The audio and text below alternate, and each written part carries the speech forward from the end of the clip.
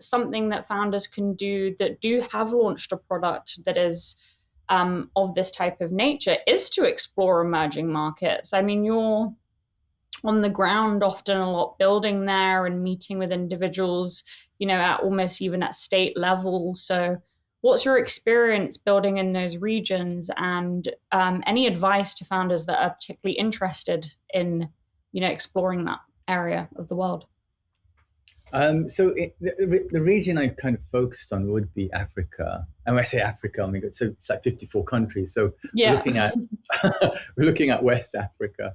We started obviously in Mauritius. We started in Madagascar, and exploring tokenization in Madagascar. First of all, it was interesting. So when I got to Madagascar, I was invited to do a talk.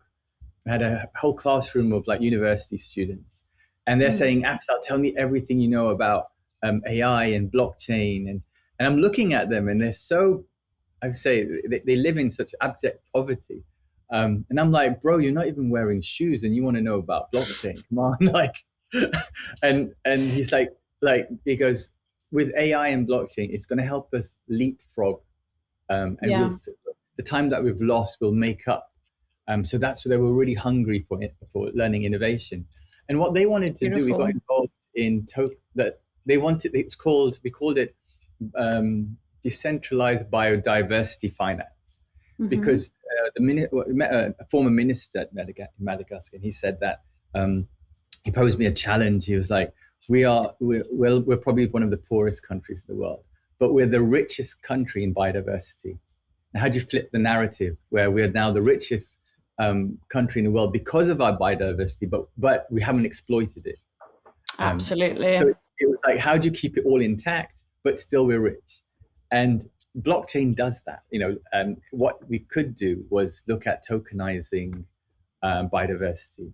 And because I had an environmental background, it really lent itself. And we ended up working with a local charity, local NGO and university around tokenization of the baobab tree.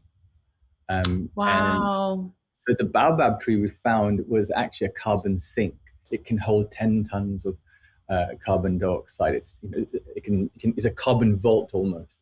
And so working with accreditation bodies to actually certify a baobab tree as a carbon sink, and then tokenizing that and being able to sell that on the market was something we were exploring. The project was called Carbon Geographic, but that was our first kind of start with what they call decentralized biodiversity finance, which I found really interesting.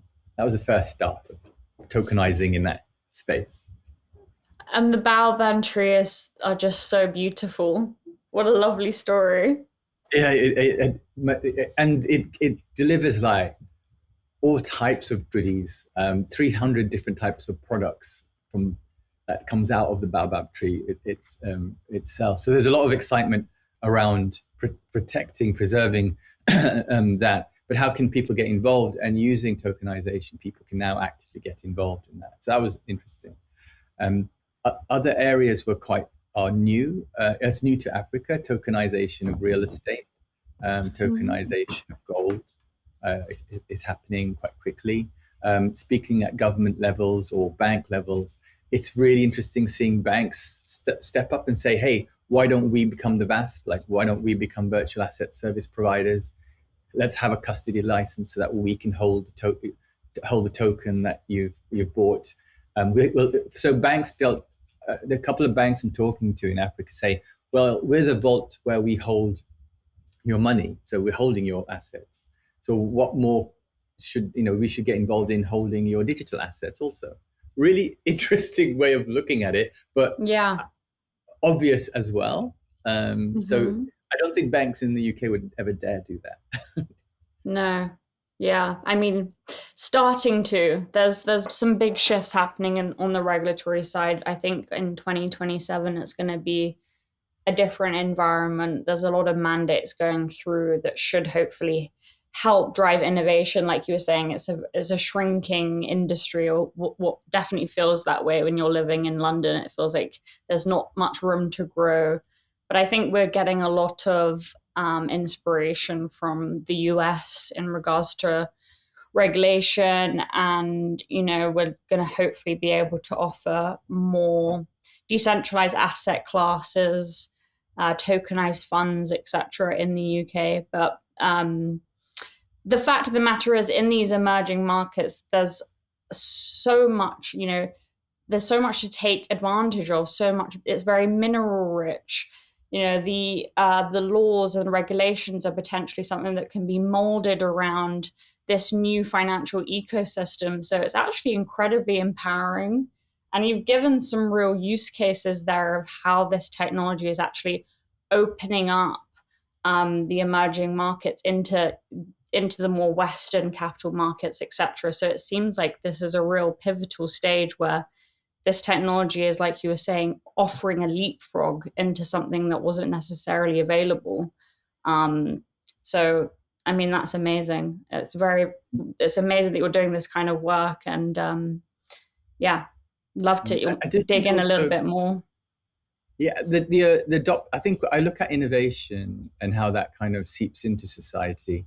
And if you look at blockchain, it took its time. There was a big chasm between for people to make that jump with blockchain. Not everyone uses blockchain on a daily basis, but let's say AI.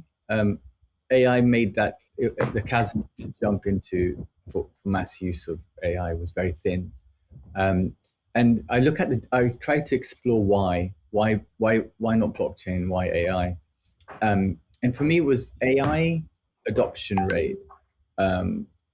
There's a theory called the theory of diffusion of innovation, and exploring that, we found that AI was and this quote came actually from an African Sudanese entrepreneur who said the reason everyone uses AI in the world is because for the longest time, he said the longest time there was a certain elite group of tech bros, computer geeks, and they held the keys to the castle. Only they understood how to speak to the computer.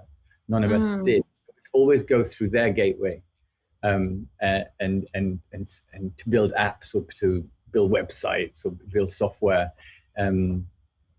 Now AI has learned, computers, he says, has learned to speak our natural language. So it talks to us in the way we speak. So now everyone can use it. We don't need the tech bros to build anything, because we can build it now.